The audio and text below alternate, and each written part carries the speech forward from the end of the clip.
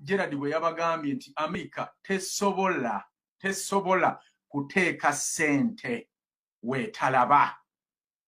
Amerika kebe pence egiteeka weeraba. Okusitula amagye 2,000 bakomande 2,000 ebaleeti ku mmeeri eno ne France nesitula amagye 1,600 ge yasitudde ate nga ne Bungereza bali wano bambala bajja. Temulowooza mmwe basajja mmwe nti bino bintu bya kusaaga my friend. Mama ne bwe baba balwanyisa Al-Shabaab abo bonna abasirikale bajja kulwanyisa Al-Shabaab. Bino bye tugenda okubalaga wano olwaleero bye bimu ku nsonga ezibaleese. Kati mmwe munaasalawo mutubuulire oba biri Kenya oba biri Rwanda oba biri Tanzania oba biri Uganda. Omanyi bo beeyita bagezi mu intelligence beeyita mubbye nnyo basajja mmwe mubbye nnyo. Omanyi bagamba okalya dda kaddadda envunyu ogiriira mu katiko naye bwe kukwatako mu ttaka nga bamaze okukuziika nayo neekuwoomerwa. Kaakati abantu be mutulugunyiza abantu be musse Kalangala kambabuulire ekintu ekiri e Kalangala basajja mmwe. Ekintu ekiri e Kalangala families ezaawonawo ezaasimatuka abasajja bano abatirimbuzi bano tezirina we zisula tezikyalina kye zirya bafa njala. Abaasigalawo mwe mwali mwebuuza nti naye ddala amagye abasajja ge baayiwa okimanyi nti Kalangala waliyo battalion nga 4 naye mwalaba nti Honorable Kyagulanyi lwe yali agendayo bayongerako almost battalion 3. Buli kyambalo Uganda kyerina mu magye oba poliisi kyagenda e Kalangala. Lwaki? Ffenna nga twebuuza nze gwolaba omutwe gwannuma nze sifunangako bunkenke. By the way, scenes za Bobi Wine ezasinga okundwaza. Esini oba yali yaluwa. Buganda Ronald nsindikira gye babakwatira bamazeewo essaawa oba mmeka mu nsindikira awo waliwo we bakwatira Bobi Wine nga tebanyega teboogera ne babasibirawo paka ssaawa oba 7 ogw'ekiro.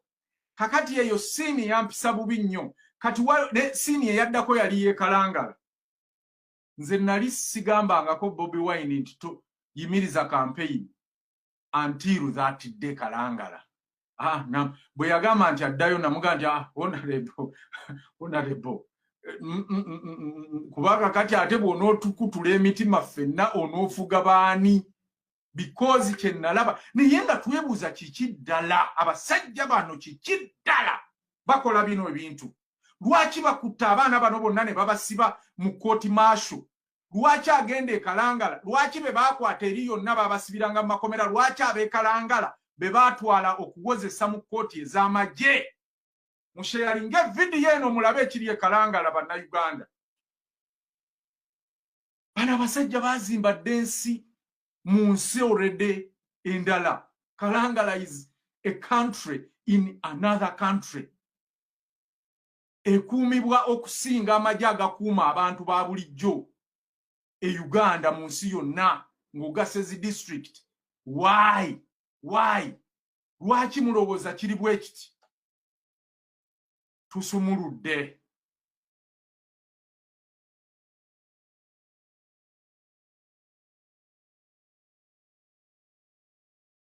30th December 2020, His Excellency Robert Kyagulanyi and his whole campaign team were brutally arrested and stopped from campaigning in Kalangala Island. Ugandans and the world witnessed a great exhibition of massive weapons of destruction and the deployment of forces, including a battalion that is permanently stationed in Kalangala. Kalangala Island is now a country in a country that no longer belongs to Ugandans. Do you want to know what is going on in Kalangala Island? Do you want to know what Museveni and North Korea are secretly doing in Kalangala Island? Tune in at Chimbugwe Live for more. Gana amagye tegaberangako na president we yali alaga. Nabagambye mu studio ninamu abasajja babiri. Naye njagadde basooke bababuuze nga tugenda mu kiri e Kalangala mu kirabeko. Kubanga bwe tudda bayinza obutafuna maanyi gababuuza. Nze mbamanyi Kalyango jote Kalyango lwe twaleete byekyotera teyababuuza ne mu complaining. Njagala basooke bababuuze kubanga zaagala tudde wano nga bonna bawotese emitwe oba batidde oba bawunze kuba nammwe abali ku show eryaleero mugenda kuwunga bwe mulaba ekintu kino. Gerard buuza abantu mu seconds ne Kalyango tugende twolekere ekyatuleese olwaleero. Njagala baana mmwe mukwate ekkalaamu. Waliwo ebifaananyi eby'abakungu ba gavumenti bye twagala mutubuulira amannya gaabwe. Mu bintu bino bye mugenda okulaba mulimu ebifaananyi by'abakungu ba gavumenti ya Uganda, ba mafia, batabani ba Godfather taata mubigula abali mu vidiyo eno tubeegaide mubeetegereze nnyo n'abako mu maaso yisaaka akatambaala mu maaso bujonjo buveemu olabe abantu bano beetegerezo otugambe nti ono ye gundi, ono ye gundi. We are here to expose the dictator. We are here to expose the dictator. Kubanga tubadde tugenda kubaluka mwalaba ebyennyanja ebyafa mu nnyanja. Abasajja baalina bye bagezesa ndowooza ebyennyanja byonna kwe ate ekyo ekintu Saddam Hussein ye yakyogerako emabega ng'akyali mulamu yaga nti alina obutwa oba nuclear bomb gy'asobola okutegulira mu si ebyennyanja byonna mu nsi yonna ne bifa. Uganda twakirabyeko sharinga video. Gerard oli mu mbeera akisebo obuuze ku bantu mu seconds tugende mu kiri e Kalangala. Leero siri bulungi naye leero siri bulungi nnyo naye Bannayuganda saagala kubamala mu maanyi kansubire bulema weri naye ffe nga bwe twabasuubiza twajja wano kubazzaamu amaanyi. Oluusi nno tuba twagala kukaaba naye tubeera wano ne tuguma bugumi nga choice yonna gy'olina okukola naate kati ffe we tukaaba ate mwe munaakola ki? I know. Tubeera wano kubazzaamu amaanyi era olunaku we ndikaaba manya it's the worst, you know, some naye mubeere tujja wano teka ku smile tubazzeemu ku maanyi. Okay. Kakati bwana Kalyango gw'olinamu ku maanyi?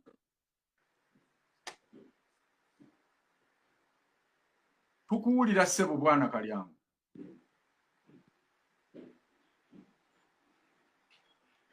Hello? Yeah.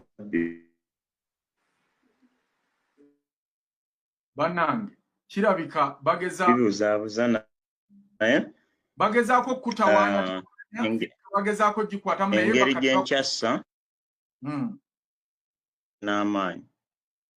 Engeri gyenkyassa tompulira kati nkuwulira bulungi clear loud and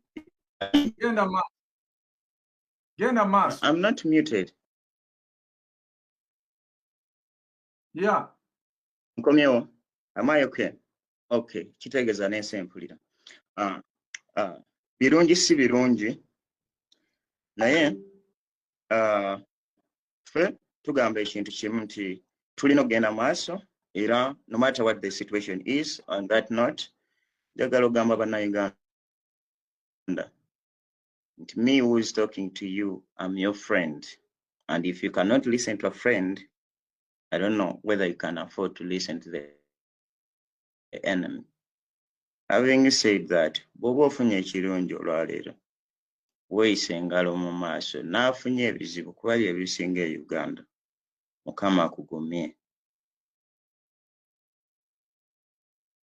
Baniriza leero. Alright. Kakati bannange eno yessaawa okubanga twolekera ekyatuleese olunaku olwaleero.